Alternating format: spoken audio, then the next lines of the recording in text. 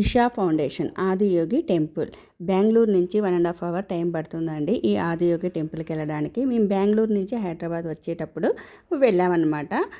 బెంగళూరు నుంచి ఒక 1.5 hour time పట్టింది. మెయిన్ రోడ్కే చక్కగా కనపడుతుంది మనకి, లెఫ్ట్ సైడ్ అనమాట. ఆదియోగి టెంపుల్లో విగ్రహం చాలా పెద్దది కదా, మనకు మెయిన్ రోడ్కే చక్కగా కనపడుతుంది. అక్కడికి వెళ్ళి కార్ పార్కింగ్ చేసాము. కార్ పార్కింగ్ చేయనీకైతే 50 రూపీస్, బైక్ అయితే 20 రూపీస్ అనమాట.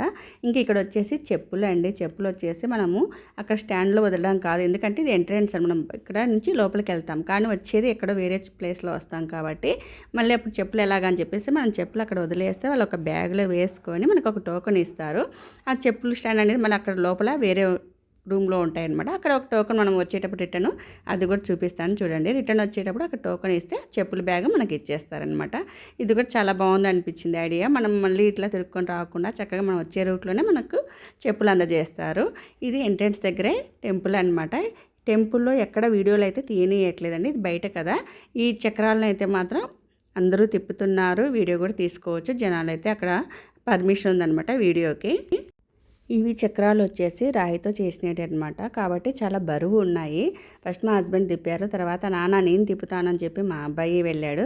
పైన చూడండి, పైన త్రిశూలం కనపడుతుంది, చాలా పెద్దగా ఉంది. త్రిశూలం కూడా మనకు మెయిన్ రోడ్కి కనపడుతుంది అనమాట. అక్కడ ఆదియోగి టెంపుల్ ఉంది అని చెప్పి. మా అబ్బాయి అయితే మాత్రం నేను ఒక్కడనే తిప్పుతానని చెప్పి ట్రై చేస్తూనే ఉన్నాడనమాట. గ్రిప్ అనేది పట్టుకోవాలంటే కొంచెం పెద్దవాళ్ళకైతే అందుతుంది, చెయ్యి అందాలి కదా, టూ సైడ్స్ అనేది ఐడియా రావాలి కదా. పట్టుబద్దలని విక్రమార్కుడిలాగా మా అబ్బాయి అయితే తిప్పుతూనే ఉన్నాడు. మధ్య మధ్యలో వాళ్ళ నాన్న సపోర్ట్ చేస్తూ ఉంటే, లేదు నాన్న నువ్వు ఇవ్వకు నేనే తిప్పాలి అని చెప్పి తిప్పుతున్నాడు అనమాట. ఎట్టకేళ్ళకైతే కొంచెం ట్రై చేస్తున్నాడు. మన తర్వాత కొంచెం తిప్పేశాడు. నేను కూడా తిప్పానండి. నేను తిప్పేటప్పుడు కూడా చూశాను, చాలా వెయిట్ ఎక్కువ ఉన్నాయన్నమాట. మీరు అక్కడికి వెళ్తే మాత్రం ఇది మిస్ అవ్వకండి. పిల్లలు కూడా వాళ్ళకు తెలుస్తుంది, చక్కగా సరదాగా కూడా ఉంటుందన్నమాట. బరువు అంటే అమ్మో ఎంత కష్టపడాలనేది కూడా తెలుస్తుంది.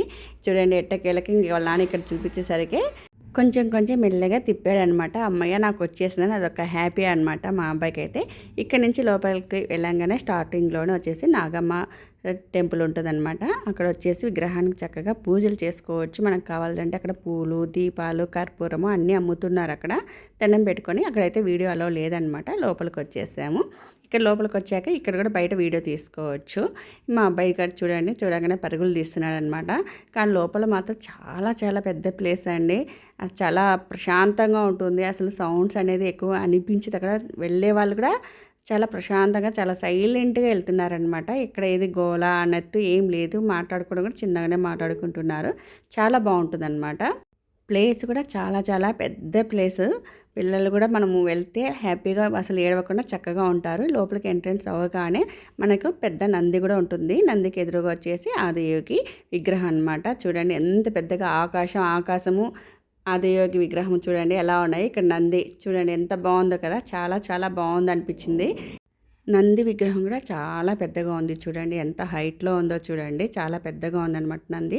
అక్కడ ఏదో వర్క్ చేస్తున్నారు. మేము వెళ్ళింది ఈవినింగ్ టైంలో అనమాట. నైట్కి అయితే కన్నా అక్కడ లేజర్ షో కూడా జరుగుతుందంట. నైట్ 7కి లేజర్ షో ఉంటుందన్నమాట. మేము వెళ్ళింది డే టైం కాబట్టి, డే టైం చూసిన వాళ్ళు మళ్ళీ లేజర్ షో కావాలంటే కన్నా అక్కడ బెంగళూరుకు దగ్గరగా ఉన్న వాళ్ళంతా వచ్చేసి నైట్ మళ్ళీ 7కి వెళ్ళి అక్కడ లేజర్ షో చూస్తారనమాట. లేజర్ షో కూడా చాలా బాగుంటుందంట.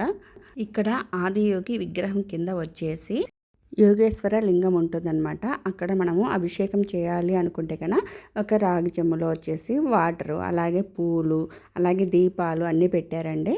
మనం కొనుక్కోవచ్చు అనమాట వాళ్ళ దగ్గర. మేము వెళ్ళింది కార్తీక మాసంలోనే కదా, అక్కడ దీపాలు అన్నీ ఉన్నాయన్నమాట. అక్కడ దీపాలు వెలిగించాము. అలాగే మా అబ్బాయితోటి లింగానికి వచ్చేసి అభిషేకం లాగా వాటర్ కూడా మనం వేయచ్చు, మన చేతులతో మనమే అభిషేకం చేయొచ్చు అనమాట. చక్కగా అక్కడ చూసుకున్న తర్వాత వచ్చేసి అక్కడైతే వీడియో అలో చేయలేదు, అక్కడ కూడా వీడియో పర్మిషన్ లేదనమాట. ఇంకా పైకి ఎక్కి వచ్చేసి అనమాట. ఇక్కడ కూడా చూడండి ఎంత బాగుందో, అసలు లింగం మాదిరి ఎంత బాగుందో కదా. అలాగే అన్నీ ఏది ఉన్నా కానీ చాలా పెద్ద సైజులు చాలా ఉన్నాయన్నమాట. ఇంకా ఆదియోగి విగ్రహం చూడండి ఎలా కనపడుతుందో, చాలా పెద్దగా కనపడుతుంది. చుట్టూ కూడా అలా వీడియో తీసానమాట. ఆదియోగి చుట్టూ తిరుగుతూ ఉంటే వీడియో అడ్డం తీస్తే కన్నా విగ్రహం అనేది అసలు చాలా హైట్ ఉంది కదా, కనిపించదని చెప్పేసి స్ట్రైట్గా తీసానమాట వీడియో. చూడండి అసలు ఎంత హైట్ ఉందో, అసలు మనమైతే కింద ఏదో చీమల్లాగానే కనపడతాము, అంత హైట్ ఉందన్నమాట విగ్రహం అయితే మాత్రం. చుట్టూ తిరుగుతుంటే చాలా చాలా బాగుంది అనిపించింది. ఇంకా అక్కడైతే వర్క్ అయితే చాలా చాలా జరుగుతుందండి. మొత్తం నాకు ఇట్లా వీడియో కరెక్ట్గా వస్తుందా లేదా అని చెప్పి ఫోన్ చూస్తున్నాను, విగ్రహాన్ని చూస్తూ అలా వెళ్తున్నాను అనమాట. చాలా చాలా బాగుంది విగ్రహం అయితే.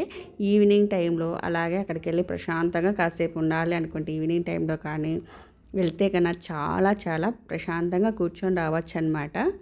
విగ్రహం చుట్టూ మనం తిరగాలి అంటే ఆల్మోస్ట్ నాకైతే 2 minutes టైం పట్టిందండి. చూడండి అసలు ఎలా కనపడుతుందో, పైన ఆకాశము, ఆదియోగి విగ్రహము చక్కగా కలిసిపోయాయేమో అనిపించేలా ఉంది. చూసారా, నాకైతే ఆ వ్యూ చూస్తుంటేనే చాలా బాగా అనిపించింది. ముందు కూడా చూసారు కదా, నంది, ఆదియోగి విగ్రహము, పైన ఆకాశం, ఆ 3 చూస్తున్నా కానీ చూడండి అసలు ఆకాశం మనకు ఆదియోగి ఇలా టచ్ అయ్యిందేమో అనిపించేలా ఉంది. చాలా చాలా బాగుంది అలా చూస్తుంటే మాత్రం. నాకైతే చాలా చాలా బాగా నచ్చిందనమాట అక్కడ వ్యూ అయితే మాత్రం. అక్కడ మా అబ్బాయి అయితే వామ్మో ఇంత హైట్ ఏంటమ్మా అని అంటున్నాడు అనమాట నాతోటి. ఆదియోగి విగ్రహం వచ్చేసి 112 అడుగులు అని చెప్పారు అక్కడ. చూస్తుంటే మనకి వీడియో తీయాలన్నా తీయలేము, ఈ డ్రోన్ కెమెరాలతో తీస్తేనే క్లారిటీగా బాగా వస్తుంది అనిపించింది. అంత హైట్ ఉందన్నమాట. 112 అడుగులు అంటే తీయాలంటే కష్టమే కదా. ఇంకా అక్కడి నుంచి చూసుకొని రిటర్న్ అయితే వచ్చేస్తున్నామండి. దారి మధ్యలో ఇంకా వర్క్ అయితే చాలా జరుగుతున్నాయి. ఇక్కడ బ్లూ కార్ వెళ్తుంది కదా, ఆ కార్లోనే మా ఫస్ట్లో చెప్పాను కదా నేను, అక్కడ చెప్పులు వదిలేసాము అని చెప్పి. అక్కడ చెప్పులు అన్నీ తీసి కవర్లో బ్యాగ్లో పెట్టేశారు కదా, ఆ బ్యాగులన్నీ తీసుకొచ్చి ఇక్కడ పెడతారనమాట. మనకు టోకెన్ ఇచ్చారు కదా, ఆ టోకెన్ ఇస్తే కన్నా మన చెప్పుల బ్యాగ్ మనకి ఇస్తారు. చెప్పులు వేసుకొని మళ్ళీ చక్కగా వచ్చేయచ్చు అనమాట. అలా వచ్చే కొద్దీ మనకి ముందు వైపు మళ్ళీ వాష్రూమ్స్ ఉన్నాయి, అలాగే 2 ఫుడ్ కోర్ట్లు కూడా ఉన్నాయన్నమాట. మేము వెళ్ళింది ఆల్మోస్ట్ ఈవినింగ్ అవుతుంది కాబట్టి ఇంకా మేమైతే కన్నా ఇంకా స్నాక్స్ తిందామని చెప్పేసి అక్కడికి వెళ్తే అక్కడ నూడిల్స్ 2 ఉన్నాయండి ఫుడ్ కోర్ట్లు. అక్కడ మనకు ఫుడ్ కోర్ట్లు కూడా నీట్గానే ఉన్నాయి, మనకి ఎక్కడ కావాలంటే అక్కడ తినచ్చు. అక్కడ జ్యూస్ ప్లస్ నూడిల్స్ తీసుకొని అక్కడ అయితే తిన్నామన్నమాట. ఫుడ్ కూడా అవైలబుల్గా ఉంది కాబట్టి టెన్షన్ పడనక్కర్లేదు, ఏ టైంలో వెళ్ళినా కానీ అనిపించింది. హైదరాబాద్ నుండి ఎక్కడి నుంచైనా బెంగళూరు వెళ్ళినప్పుడు లేదంటే అనంతపురం అటు వెళ్ళినప్పుడు ఈ ఆదియోగి టెంపుల్ అయితే కన్నా 1.5 hour టైం పడుతుంది అంతేనండి. డే టైం చూసిన వాళ్ళు నైట్ టైం చూసేలాగా ప్లాన్ చేసుకుంటే కన్నా సెకండ్ టైము లేజర్ షో కూడా చాలా చాలా బాగుంటుంది కాబట్టి లేజర్ షో కూడా చూసుకొని రావచ్చు. మేము నెక్స్ట్ టైం వెళ్ళినప్పుడు లేజర్ షో టైంకి అక్కడికి వెళ్ళాలి అనుకున్నాము, ఎందుకంటే డే టైం చూసాం కాబట్టి. నెక్స్ట్ టైం వెళ్ళినప్పుడు నైట్ టైం వెళ్తే కన్నా లేజర్ షో చూసుకొని రావచ్చు. లేజర్ షో కూడా చాలా చాలా బాగుంటుందంట. అక్కడ కార్ల పార్కింగ్ కానీ బైక్స్ పార్కింగ్ కానీ చాలా చాలా పెద్దగా ఉన్నాయండి. చూస్తున్నారు కదా, ఇది పార్కింగ్ చేసే ప్లేస్కి వెళ్ళే దారి అనమాట. ఇక్కడి నుంచే చూడండి ఆదియోగి విగ్రహం ఎంత బాగా కనపడుతుందో, చాలా పెద్దగా కనపడుతుంది. ఇది ఎక్కడి నుంచి అంతా ఇది పార్కింగ్కి వెళ్ళే ప్లేస్ అనమాట. చూడండి అక్కడ ఆటోలో వచ్చిన వాళ్ళు అన్నీ చాలా చాలా ఉన్నాయి అక్కడ. వెహికల్స్ అయితే మాత్రము చాలా ఫ్రీగా అయితే ఉంటుంది, ఎన్ని వెహికల్స్ వచ్చినా వెహికల్స్ ఎన్నైనా పెట్టచ్చేమో అనే విధంగా ఉందన్నమాట అక్కడైతే కన్నా. ఇంతకీ నేను తీసిన ఈషా ఫౌండేషన్ వీడియో మీకు నచ్చితే కన్నా please like, share and subscribe. Thank you all.